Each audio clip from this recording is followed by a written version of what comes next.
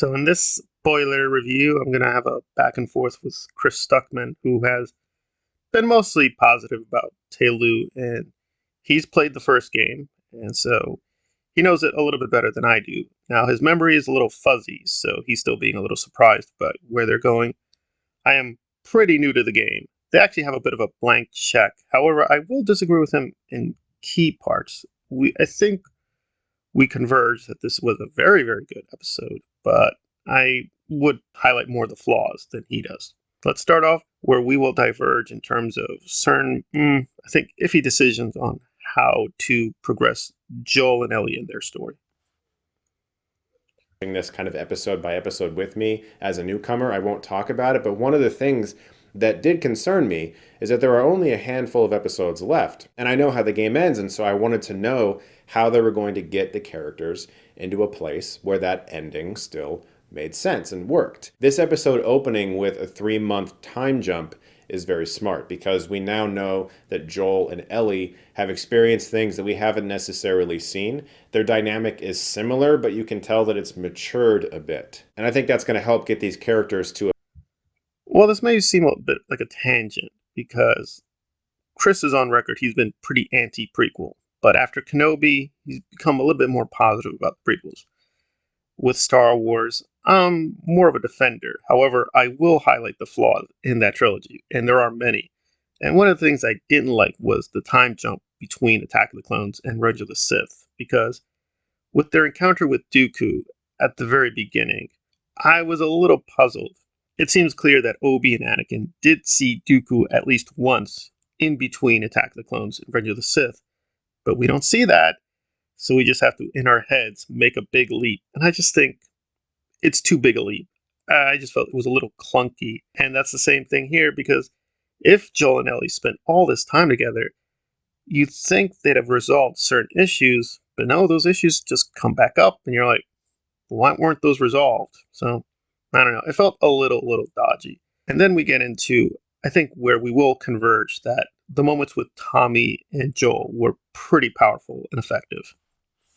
as an actor that I've never seen. I think this episode alone could garner him an Emmy nomination, and this is before the potential emotional outbursts that will continue to happen throughout the rest of the show. But this episode in particular, he truly blew me away as a performer, and so did Bella Ramsey, because this episode forces Joel and Ellie to come to a place where Joel cares about her enough to say that I think you would be better off going forward with my brother because I'm old and I'm dealing with a lot of health issues, and physically I am just fucking tired, and my brother is in better shape than me to do this, and he's going to protect you. So just the fact that Joel is already thinking that way about her, he's not thinking as much about the reward.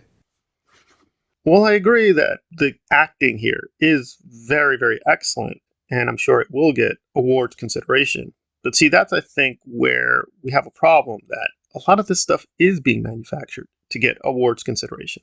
And we can't be naive about this. Again, this TV show needs to make money, needs to get awards, needs to get publicity.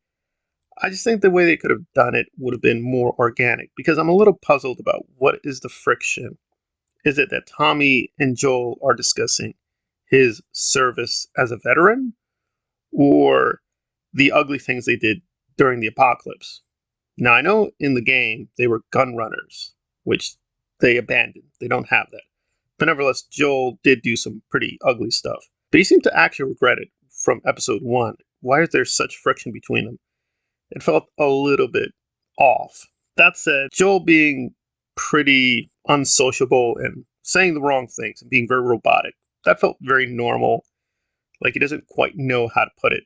But still, I guess there just is something that didn't ring true. I'll also make a bit of a factual correction. He praises what was done with the Mandalorian. Now, it is true Pedro is sometimes the Mandalorian, but a lot of times he just does the voice acting. And you can tell, like, the voice and the body don't sync up correctly. He did a pretty good job there, but it doesn't feel right sometimes. But I think we won't end on a positive note because I do think the final scenes with Ellie and Joel, those felt very natural. Those were very well done. So let's end on a high note of praise.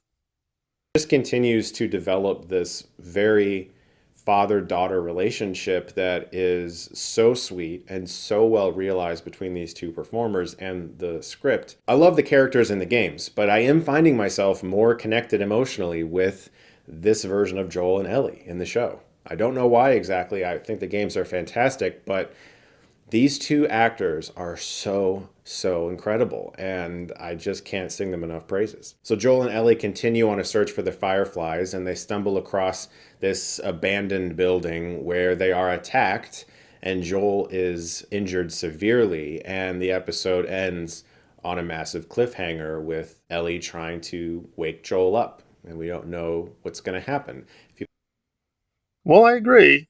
Yeah, the acting again is pretty strong. I am still a little puzzled why they didn't work out a system to handle those raiders. You'd think that Joel would go through, okay, if an enemy comes really close by, you should do X, Y, Z. I mean, here they still felt like they're improvising when they get attacked. That felt a little weird. But nevertheless, when they have that interaction where Joel is teaching Ellie to be a sniper, that felt very funny and felt very organic.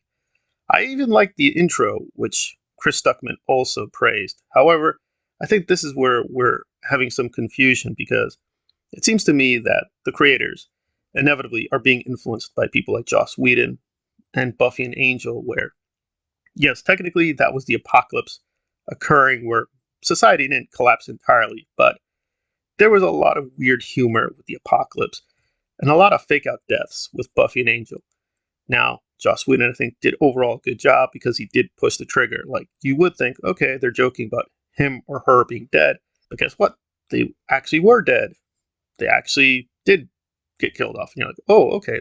Again, this is before Game of Thrones, so that was pretty brave. However, there's a very high probability that Joel will survive. So, what was the point of injuring him so badly if he's just going to survive? I don't know.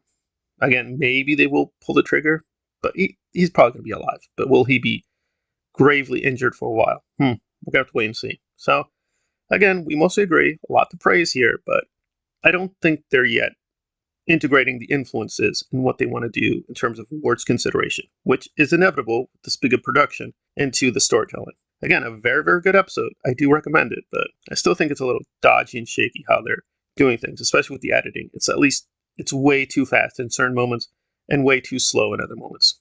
But that's me.